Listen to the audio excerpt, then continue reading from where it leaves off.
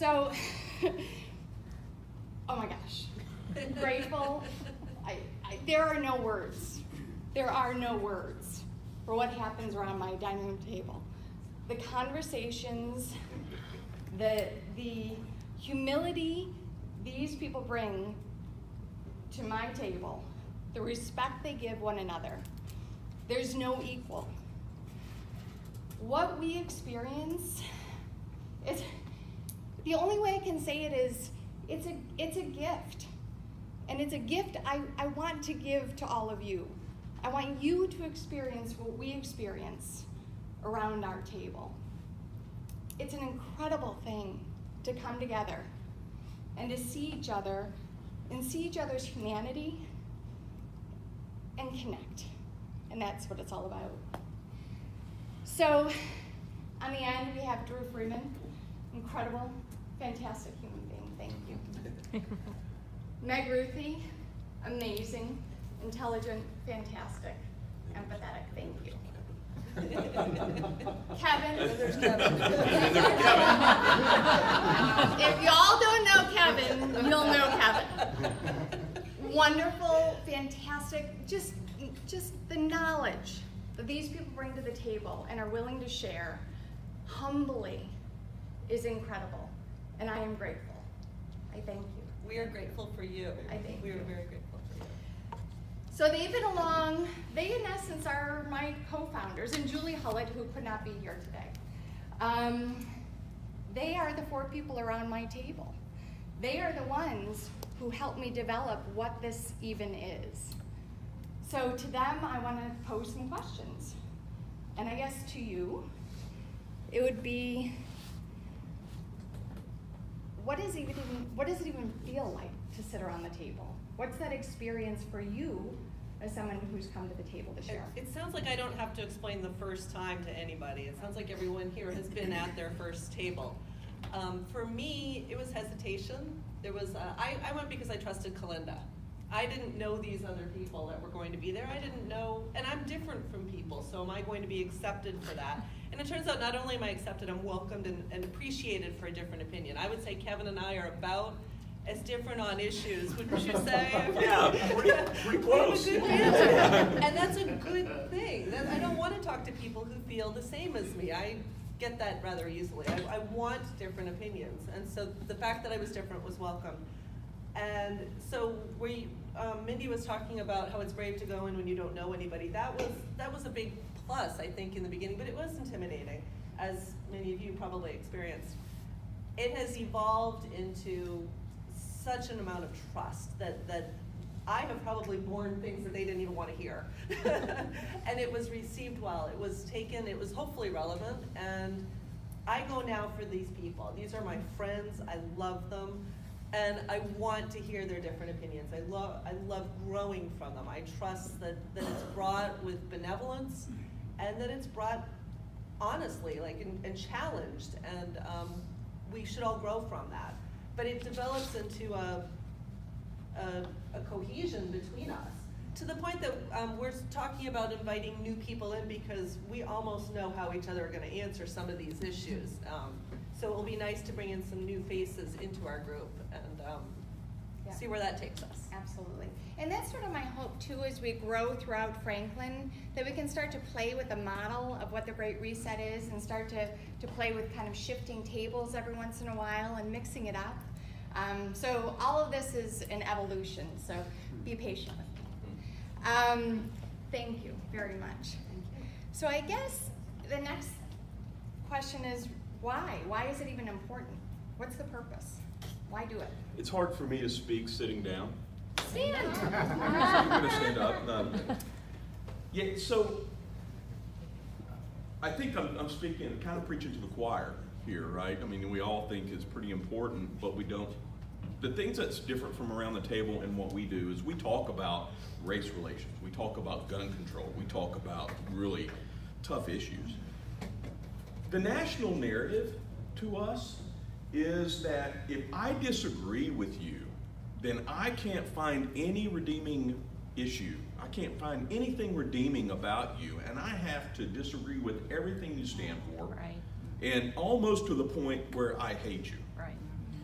And when you sit around a table face to face, you find out that there are things that we disagree about, but there are a lot of other things that we don't disagree about. And while we might disagree with one another on this side, our goals and our reasoning and our loves, they're the same.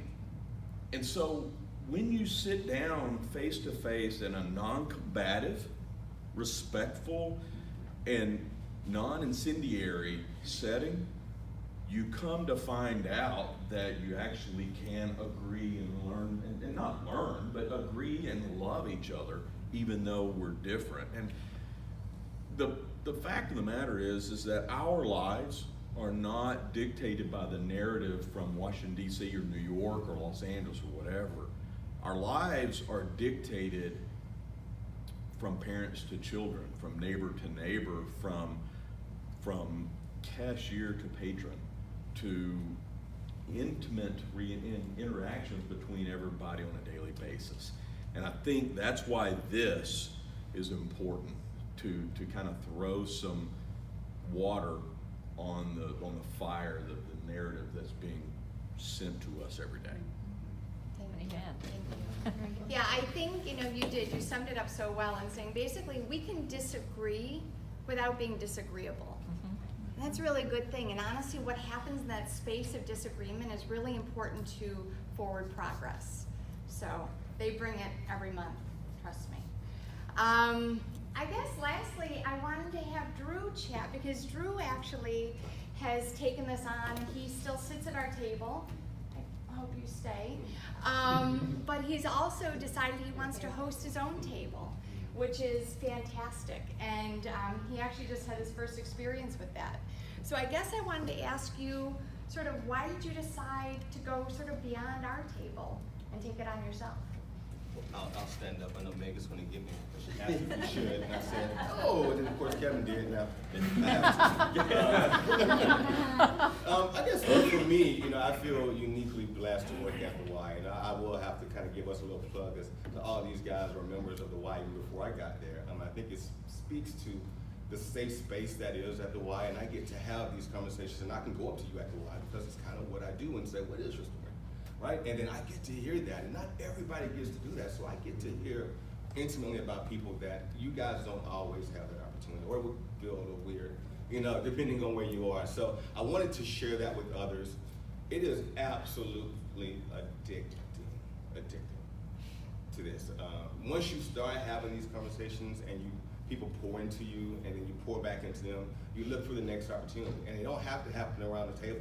It can happen around coffee at the Y. It can happen when I just meet somebody and I just share a little bit about who I am. People are starving to share a little bit about who they are, and not to talk about what they think about immigration or about the wall, but to talk about them.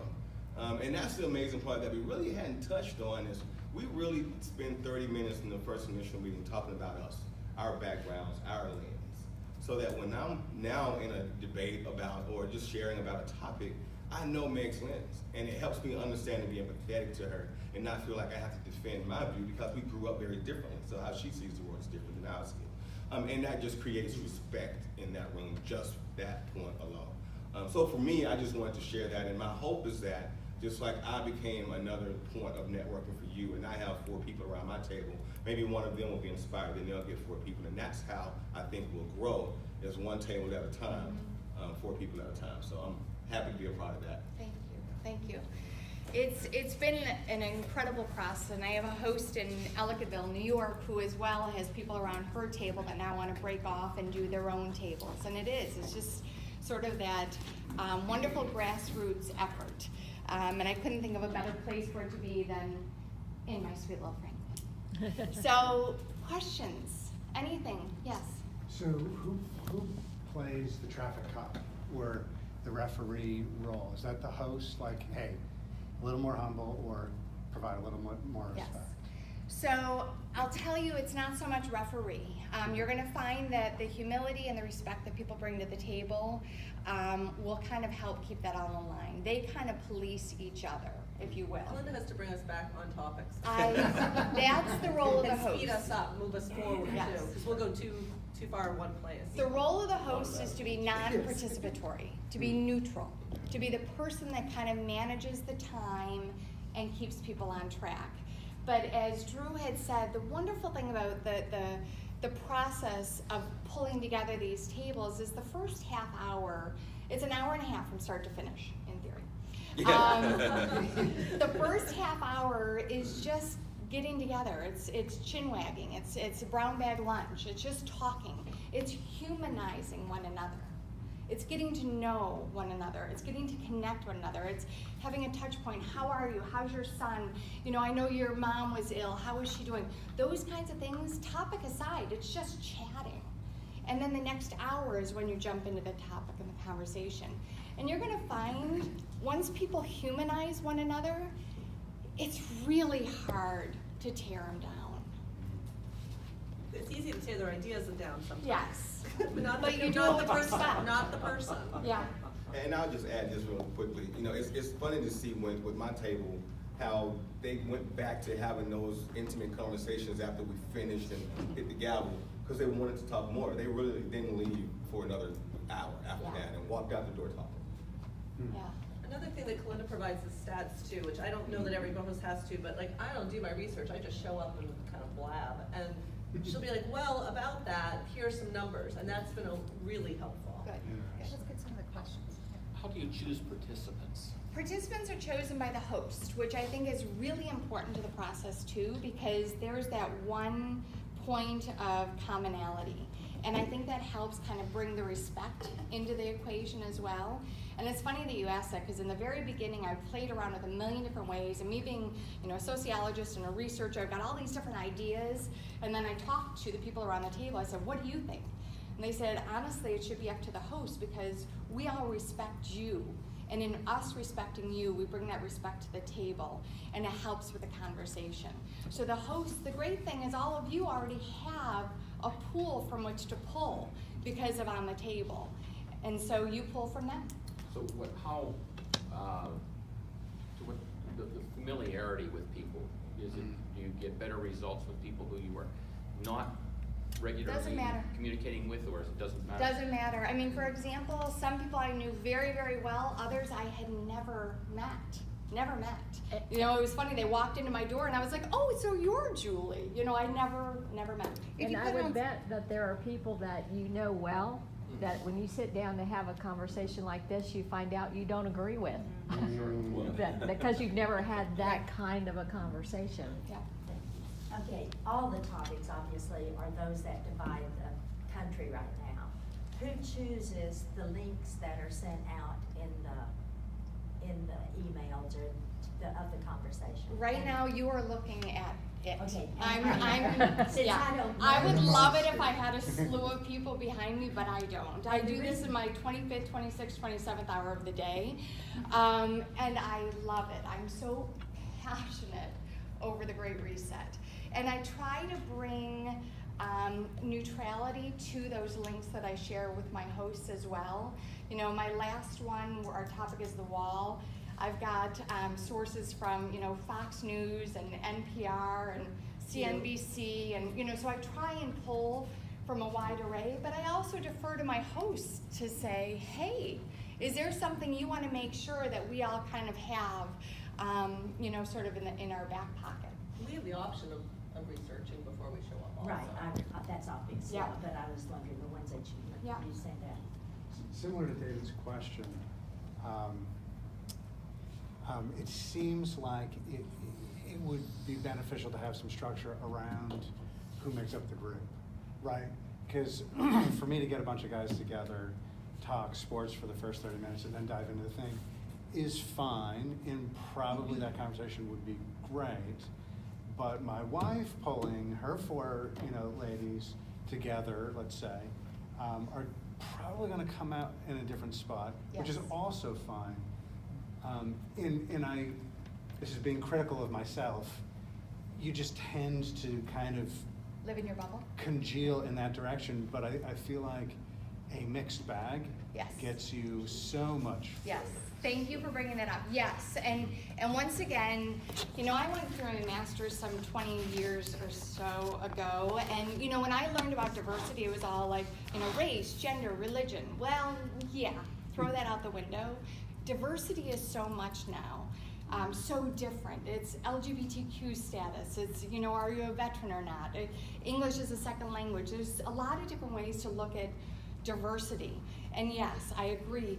Bringing that diversity to the table is really, really important, because that in and of itself offers up the opportunity for really good conversation, because you've got people that have, as you had mentioned, a different lens through which to look. So it's really, really important to not bring the same, but be very careful in assuming that people are the same, because if you peel away the onion just a little bit, you're going to find that we're not really all that alike when you kind of look at where we come from or where we've traveled or anything like that. So, yeah, great point. Anything else? I know we're at time, and I'm so sorry. I am so grateful. If you are someone that is on social media, you can look at Reset Great on Twitter. You can go to Facebook and go to @GreatReset, or you can go to LinkedIn and use the hashtag #TheGreatReset, and you can find anything and everything that I've tried to put out there to introduce people to what we're doing. We're going to send out her contact information